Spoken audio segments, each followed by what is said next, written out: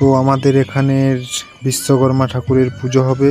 তো আপনারা দেখুন, এই হলো আমাদের বিশ্বকর্মা ঠাকুর এবং খুব সুন্দরভাবে সাজানো হয়েছে তার প্যান্ডেল। আর এই যে তার আশেপাশের জায়গা, এই মার্কেটের মধ্যে এটি করা হয়েছে। গাড়ি পুজো করাবো, এখনো ব্রাহ্মণ আসেনি।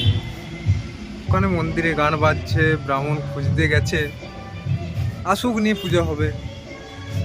ব্রাহ্মণ তো আসেনি এখন। এই যে আমার গাড়ি, ওটাও আমাদেরই গাড়ি, দুটো গাড়ি, এটা একটা ওটা একটা। এটা আমার এনে দিল জামাইবাবু খাওয়ার জন্য।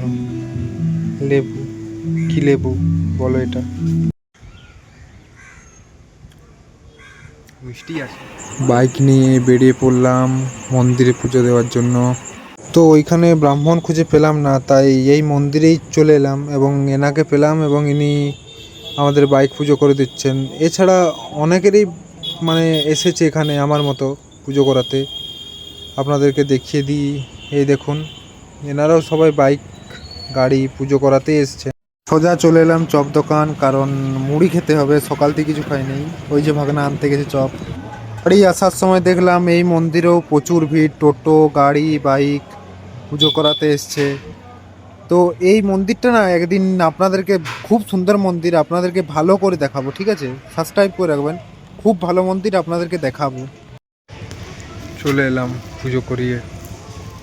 এই যে ফুল বাড়ির পুজোর জন্য।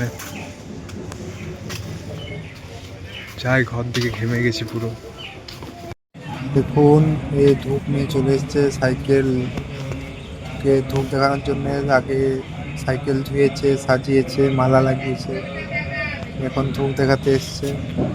এই সাইকেলকে পুজো করা হয়ে গেল।